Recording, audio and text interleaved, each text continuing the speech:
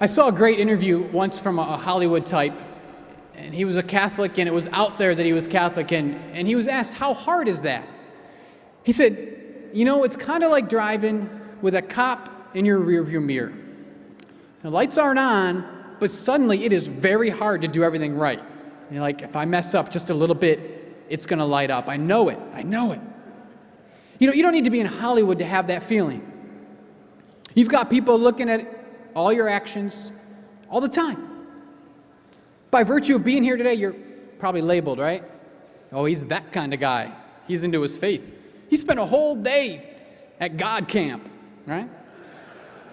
That's what your family thinks about you in your workplace. So you know the same tensions. It doesn't need to be a stadium full of people. It's the family around you and the workplace around you. But it's kind of neat to hear a perspective from a guy who has had to live out his faith with stadiums full of people watching him. So I want to invite up a guy whose faith means a whole lot to him, and he's traveled a long way to be with us today. I want you guys to welcome Mike Piazza to share with us.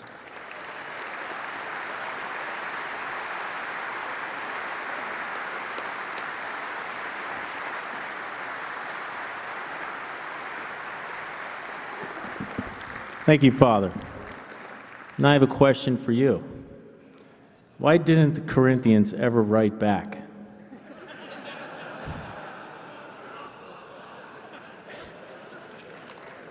Not bad, right?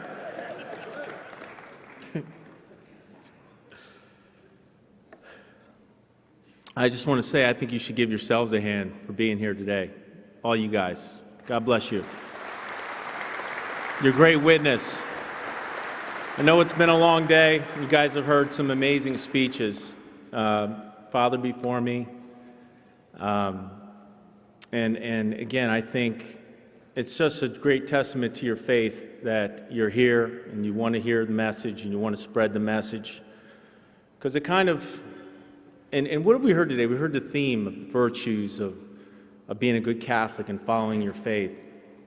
And I could tell you from experience, my personal faith story. First off, I think our lives, our faith story, to me, is a journey. And there's only one destination, and that's the kingdom.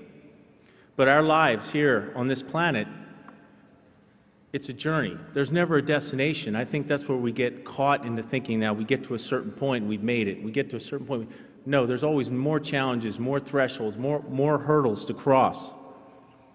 I grew up in suburban Philadelphia. I was born in Norristown, Pennsylvania. My father was Italian-American from Sicily, and he married a Slovak woman, which was a big scandal back then, back in the 60s. And I was a cradle Catholic, of course. Slovakia is a small country that's close to Czechoslovakia. It used to be part of Czechoslovakia, now it's its own independent country. Any Slovaks in here? All right. As you know, very devout Catholic country. So my mom, she was very, very devout Catholic. She's been going to church every day during Lent. Took us to church, loaded up. I had 2 brothers when I was younger. Now I have 4 brothers. We're spread out pretty good. But my mom would probably not dissimilar to what you guys went through. Load us up in the station wagon, go to church, get the coloring books out, get the crackers. When the sermon started, no offense, Father, start handing out all the snacks.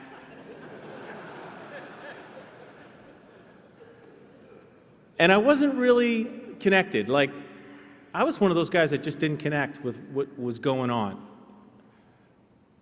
I got to a point where I got to be about 15 years old, and my mother said to me, you know, Mike, you're a man now. You don't have to go to church anymore. It's up to you. It's your option. When you were young, my responsibility, I made you go because that was my duty. Now it's up to you. And I was like, great, I don't have to go anymore. Don't feel obligated to go, don't have to go. And I fell away from the church a little bit. About this time, I started my high school career, my junior college career, and drafted by the Dodgers. And when I got signed in the minor leagues, I started realizing that I was missing something. I didn't feel right, I didn't feel balanced, I didn't feel centered. I went a few times in the minor leagues, but again, I still wasn't really connected. I went because it was familiar to me. It was familiar. I didn't really absorb what was going on. And I made the big leagues. And trust me, I wanted to be the rock star. I wanted to be that guy who dated the supermodels, was in People magazine, was in Hollywood, drinking, the fun, the partying. That looked cool to me. That was alluring. That's what I wanted to do. I wanted to be that guy. And I went through a year of trials and tribulations. I won Rookie of the Year. And also this time there was a duel. There was a little bit of a dichotomy going on in my life because I was thinking I worked so hard and I was so disciplined. And I get to this point, I win Rookie of the Year. And I get home, and I'm trying to tell him, a good buddy of mine, about my year. And I said, you know, I did do this, I did that, I'm working hard. He goes, I don't care about that crap. Did you ever go out with Pamela Anderson?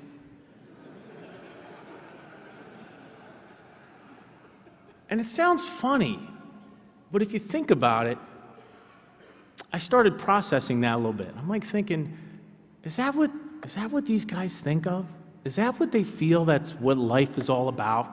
If you went out with Pamela Anderson, or a few guys may have been Marilyn Monroe, not to date you guys, but you get the picture.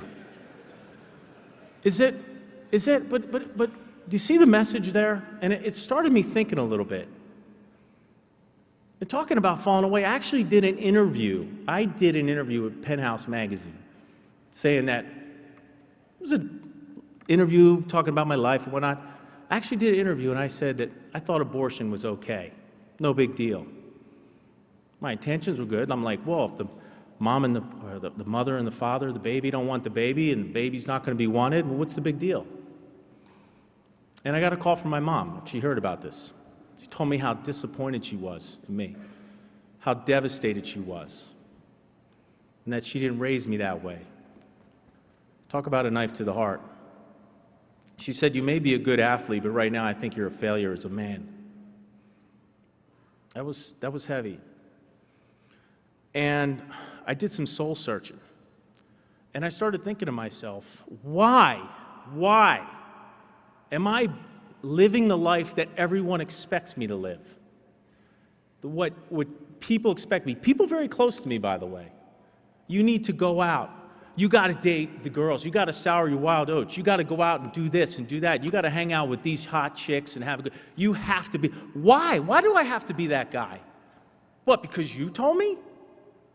Because you think it's cool? Because I have to project... Because I'm a cool guy? I got to be the superstar, the rock star? That's cool to you? Who am I? Who are you? And I started looking inside my heart. And I said to myself, this is empty. I was waking up with strangers. And I'm saying to myself, is this what life is all about? Is this it? No connection, sterile, nothing. Sex without love to me is just, it's stuff. It's gross. It made me feel dirty. It made me feel, it didn't complete me. It didn't give me any food. I was successful in the eyes of the world, but as myself as a man, I was a failure. And I wasn't setting a good example. So I started reconnecting with my faith. I started reading. I got traded to the Mets, and I became good friends with an auxiliary bishop of Brooklyn, bishop by the name of Ignatius Cantanella. We met around 99, 2000. I started talking to him, and he started mentoring me. And I was like, what is this all about? What's this life all about, Your Excellency? What is this all about? And he started talking to me, and he said, there's something going on in that heart of yours. You have to find it. You have to reach for it. And that's kind of the general theme we're hearing today, right, guys? And how many times do you hear it? I go to church, affect me, Lord, affect me. No, you have to work for it. You have to reach for it. The more you reach for it, the more it's going to mean to you. Success without work is nothing. It doesn't, they're not compatible. Unless you sacrifice and work, you'll never appreciate it. And that's what I'm telling people. You have to reach for your face. You have to look for it. You have to search for it. And right around as I was getting this mentoring, I started feeling that same sort of pressure in New York. Wait a minute.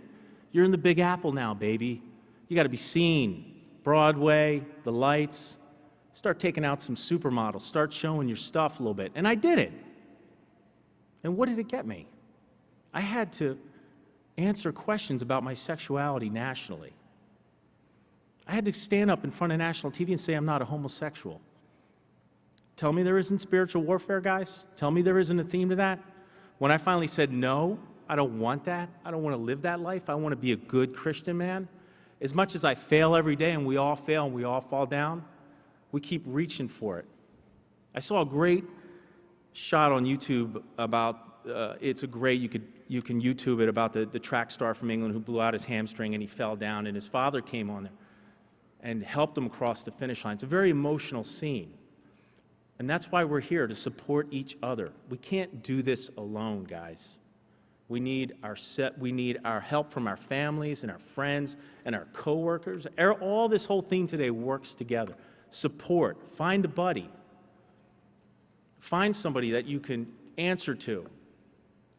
And stay away from the temptation and support each other and be accountable to.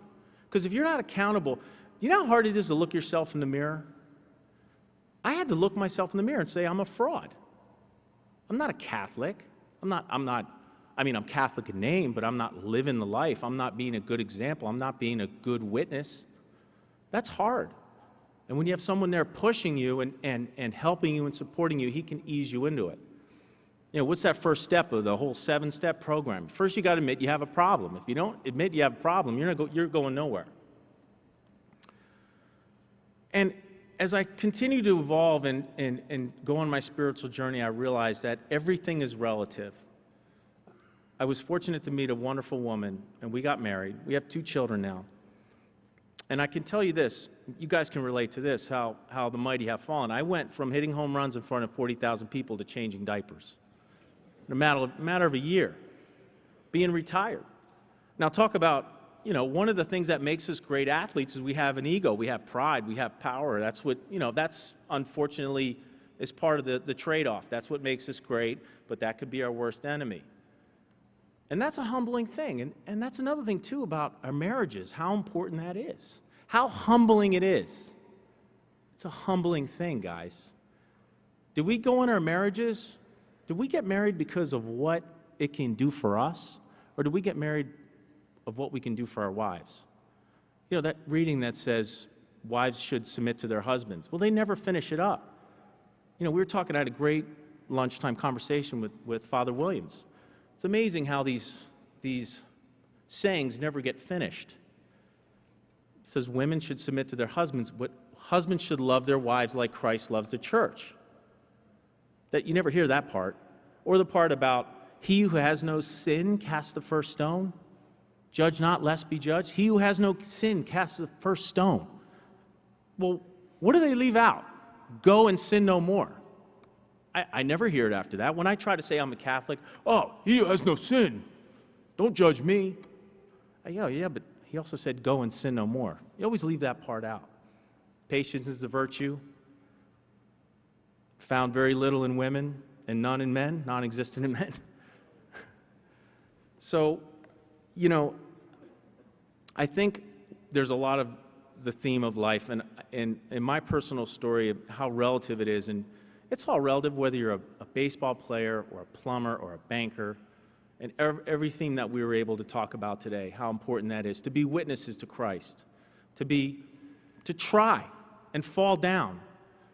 And there's a great expression. There's a great expression. When a team is winning, everything is great. When a team is losing, it's like the light goes on and all the cockroaches run 20 different directions. It's not my fault. I did my job. Oh, no. Because why do these expressions come? Because losing adversity, it shows the true test character of a man. And that's about what it is. And that's what I was saying. Back to the theme about who I was dating, what I was doing. What are we teaching our boys? What are we teaching our men? To conquer women. You're not macho unless you go out and you conquer women and you drive the best car, you have the best jewelry. No one's saying there's anything wrong with those things. But when those things supplant God in our lives, now you got a big problem. We're talking about balance, and that's what I'm saying. What are we teaching our men? Small little thought today, guys, about the abortion debate. I don't see women as the problem with abortion. I see men the problem is abortion. I deserve that. I'm entitled to have sex. I could have sex with whoever I want. Doesn't mean anything. If she gets pregnant, who cares? Getting pregnant is all that's good about sex, not that's all that's bad about sex. It doesn't make any sense. I was talking at lunch with Father. We made a great thing. I played in Oakland my last year. I lived in San Francisco. Cool city. Guys have probably been there. You know, the streetcars, good food, very picturesque city. It struck me about a month into the season, there was these 2 gray whales that were caught in the harbor. It was the lead story on the news every night. The whales, people going down there. They're going to get out. Oh my God, help the whales get out. And I love whales, don't get me wrong. But you're carried about 2 whales getting out to sea, and you're slaughtering babies down the street. It doesn't make any sense to me. Like the whole Michael Vick thing. I mean, I love dogs. Dogs should not be abused. Dogs should not be electrocuted. But if Michael Vick's girlfriend had an abortion or 2 abortions, would anybody say anything? Does anybody care? I mean, it seems weird to me. Like it's logical. I mean, St. Augustine said, the further we get away from God, the more our logic disappears.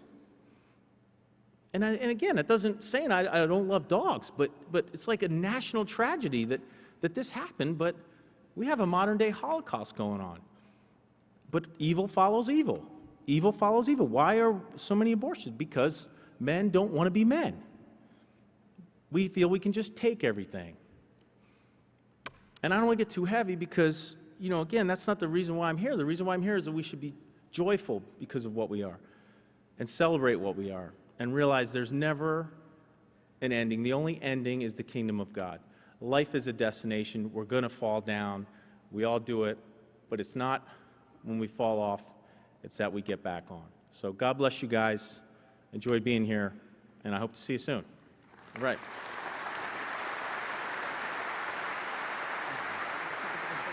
Yeah, sure.